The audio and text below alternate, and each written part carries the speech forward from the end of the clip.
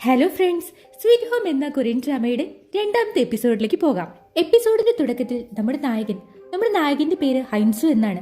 അവൻ ഹൈസ്കൂളിൽ പഠിക്കുന്ന കാലമാണ് കാണിക്കുന്നത്. അവന് 19 വയസ്സാണ്. പക്ഷേ അവൻ സ്കൂളിലൊന്നും പോകുന്നില്ല. അവന്റെ കയ്യിൽ മുറിവേൽപ്പിച്ച പാടുകളുണ്ട്. അതവൻ സ്വന്തമായി ചെയ്തതാണെന്ന് മനസ്സിലാക്കാം.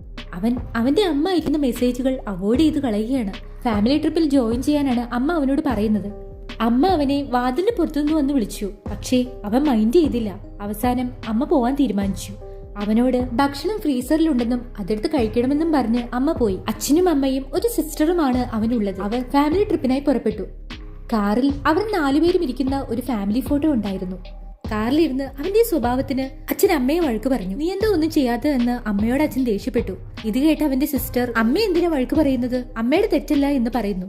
ഇതൊരു ഫാമിലി ട്രിപ്പാണെന്നും വഴക്ക് വേണ്ടെന്നും അമ്മ പറയുന്നു. അതെ, ഇതെല്ലാം എന്റെ തെറ്റാണെന്ന് പറഞ്ഞ് അച്ഛന്റെ ശ്രദ്ധ തെറ്റിയൊരു നിമിഷം ഓപ്പോസിറ്റ് വന്ന ഒരു ട്രക്കിന്റെ ഡ്രൈവർക്ക് നോസ് ബ്ലീഡ് ഉണ്ടാകുന്നു.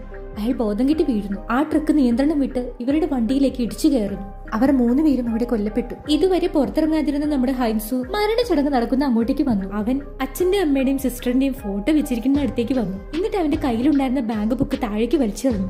അവനാകെ 30 മില്യൺ വോൺ മാത്രമേ ബാക്കി അവർ വെച്ചിട്ടുള്ളൂ എന്ന് പറഞ്ഞ് അവൻ അവിടെ കിടന്ന് ബഹളം വെച്ചു. ഇനി താനെങ്ങനെ ജീവിക്കും, അതാണ് അവന്റെ ചോദ്യം. അവിടെ കിടന്ന് ബഹളം വെച്ച അവനെ എല്ലാരും കൂടെ പുറത്താക്കി. അടുത്ത സീനിൽ ഇപ്പോഴത്തെ കാലമാണ് കാണിക്കുന്നത്. യൂൻജിസു ബോധം കെട്ട് കിടക്കുന്ന ഹൈൻസുവിന് കാവലിരിക്കുകയാണ്.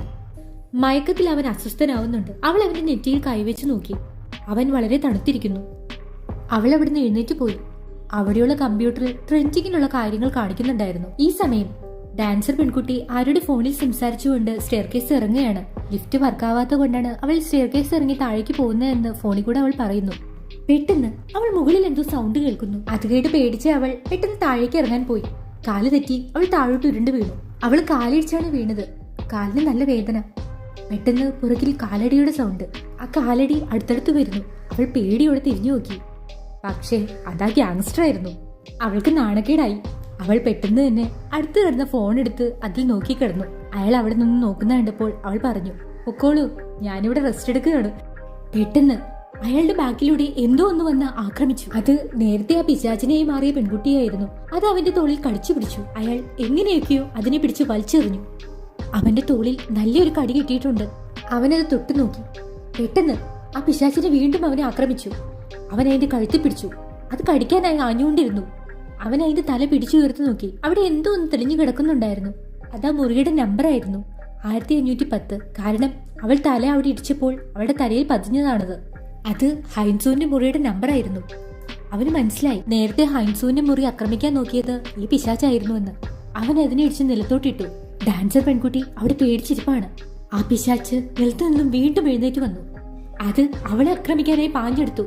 അവളെ ആക്രമിക്കാൻ പോകുന്നത് കണ്ടപ്പോൾ അവൻ അതിനെ ചവിട്ടി തെറിപ്പിച്ചു. അവൻ അതിനെ ചവിട്ടിക്കൊണ്ടേയിരുന്നു. അതിന്റെ ചോര ആ ഡാൻസർ പെൺകുട്ടിയുടെ മുഖത്തേക്ക് തെറിച്ചു. അവൾ പേടിച്ചു വിറച്ചിരുന്നു. അടുത്ത സീൻ, അവിടെ ഉണ്ടായിരുന്ന പട്ടാളക്കാരനും ആ ഫയർ ഫൈറ്റർ ലേഡിയും കൂടെ നേരത്തെ മോൺസ്റ്റർ ആക്രമിച്ച് മരിച്ചുപോയ ആ മനുഷ്യന്റെ മൃതദേഹവും ചുമന്നുകൊണ്ട് ഒരു മുറിയിലേക്ക് വന്നു. അവൾ അവനോട് സഹായിച്ചതിന് നന്ദി പറയുന്നു. ആരെങ്കിലും ഇത് ചെയ്യേണ്ടേ എന്ന് അവൻ അവളോട് പറയുന്നു. അവൾ ആ മൃതദേഹം പരിശോധിച്ച് നോക്കി ഒരു ഫോൺ കയ്യിലെടുക്കുന്നു. ഫോണിൽ സർവീസിലല്ലോ എന്ന് അവൻ പറയുന്നു. ഞാൻ അയാളുടെ കുടുംബത്തിന്റെ ഫോൺ നമ്പർ നോക്കുവാണെന്ന് അവൾ പറഞ്ഞു. അയാളുടെ ഫാമിലിയെ വിവരം അറിയിക്കണ്ടേ. അവൾ ആ ഫോൺ ഓൺ ചെയ്ത് നോക്കിയപ്പോൾ അതിൽ അയാളുടെ ഫാമിലി ഫോട്ടോ കണ്ടു. അവൾ അതിന്റെ ക്യാമറ ഓൺ ചെയ്തു. അത് കണ്ടപ്പോൾ അവൻ ചോദിച്ചു, എന്താ ചെയ്യുന്നത്? അവൾ പറഞ്ഞു, അയാളുടെ ഫാമിലിക്ക് ഇത് നേരിട്ട് കാണാൻ പറ്റില്ലല്ലോ, ഇതെങ്കിലും ചെയ്തു വെക്കാമെന്ന്. അപ്പോൾ അത് വേണ്ട എന്ന് അവൻ പറയുന്നു. പക്ഷേ അതായിരിക്കും നല്ലതെന്ന് അവൾ പറഞ്ഞു. അവൾ അയാളുടെ ഫോട്ടോ എടുത്തു. അടുത്ത സീനിൽ യൂൻജിസുവിനെ കാണിക്കുന്നു. അവൾ പതിയെ സ്റ്റെപ്പുകൾ ഇറങ്ങി താഴേക്ക് പോവാൻ നോക്കി. അവിടെ ഒരാൾ കുടിച്ചിട്ടാണെന്ന് തോന്നുന്നു. മതിലിനോട് തലചേർത്ത് നിന്ന് കരയുന്നുണ്ടായിരുന്നു. താനൊരു തെറ്റ് ചെയ്തിട്ടില്ലെന്നും എന്തിനാണ് മാനേജർ തന്നോട് ഇങ്ങനെ ചെയ്യുന്നതെന്നും ചോദിച്ച് അയാൾ എല്ലാവരെയും തനിക്ക് കൊല്ലണമെന്നും അയാൾ പറയുന്നു. ഇത് കേട്ട യൂൻജിസു അയാൾ കാണാതെ പതിയെ പുറകിലൂടെ താഴേക്ക് ഇറങ്ങുന്നു. പെട്ടെന്ന് അയാളുടെ കയ്യിൽ നിന്ന് കുപ്പി താഴെ വീണു. അതുരുണ്ട് അവളുടെ കാലിനടുത്തെത്തി. അയാൾ അവളെ നോക്കി. അയാളുടെ മൂക്കിൽ നിന്നും ചോര ഒഴുകാൻ തുടങ്ങി. അയാൾക്ക് എന്തെല്ലാമോ മാറ്റങ്ങൾ. അയാളുടെ രൂപം മാറാൻ തുടങ്ങി. രൂപം മാറി മാറി അയാൾ ഒരു മോൺസ്റ്ററായി മാറുകയായിരുന്നു. അയാൾ അവളെ ആക്രമിക്കാനായി വന്നു. കയ്യിലുണ്ടായിരുന്ന ബേസ്ബോൾ ബാറ്റ് കൊണ്ട് അവളെ അയാൾ അടിച്ചു. മോൺസ്റ്ററായി മാറിയ അയാൾ സൈഡിലുണ്ടായിരുന്ന കമ്പിയിൽ തലയിടിച്ച് താഴെ വീണു. അവൾ അയാളെ വിളിച്ചെഴുന്നേൽപ്പിക്കാൻ നോക്കി. പെട്ടെന്ന് താഴെ നിന്ന് അവളൊരു സൗണ്ട് കേട്ടു. അവിടെ താഴെ ജെഞ്ചെ നിൽക്കുന്നുണ്ടായിരുന്നു. അയാൾ പറഞ്ഞു, അയാളുടെ അടുത്തേക്ക് പോകണ്ട, അയാൾ നിന്നെ കൊല്ലും. അവളുടെ പുറകിൽ ആ ഭീകരജീവി എഴുന്നേറ്റ് നിന്നു. പൂർണ്ണമായും അയാളൊരു മോൺസ്റ്ററായി മാറിയിരുന്നു. അത് അവളെ ആക്രമിക്കാനായി തുടങ്ങി. ജെൻജെ വാളുമായി ഓടി വന്നു. ആ മോൺസ്റ്ററെ അവൻ വെട്ടി വീഴ്ത്തി. ആ മോൺസ്റ്ററിന്റെ പകുതി തല ചീന്തിപ്പോയി. അടുത്ത സീനിൽ ഫ്ലാറ്റിന്റെ ഫ്രണ്ട് ഗേറ്റ് എല്ലാവരും ചേർന്ന് ബ്ലോക്ക് ചെയ്യുകയായിരുന്നു. അവിടെ വലിയ വലിയ സാധനങ്ങളൊക്കെ എടുത്ത് മോൺസ്റ്റേഴ്സിന് അകത്ത് കിടക്കാനാകാത്ത വിധം അവർ ബ്ലോക്ക് ചെയ്തുകൊണ്ടിരുന്നു. ആ സമയം ഒരു ലേഡി ഓടി വന്ന് എന്റെ മോൾ ഇതുവരെ വന്നിട്ടില്ലെന്നും നിങ്ങൾ ഇങ്ങനെ ഇത് ബ്ലോക്ക് ചെയ്തതെന്നും ആവശ്യപ്പെടുന്നു. ആ കണ്ണാടിക്കാരൻ പയ്യൻ അത് വകവയ്ക്കാതെ അവരോട് ബ്ലോക്ക് ചെയ്യാൻ പറയുന്നു.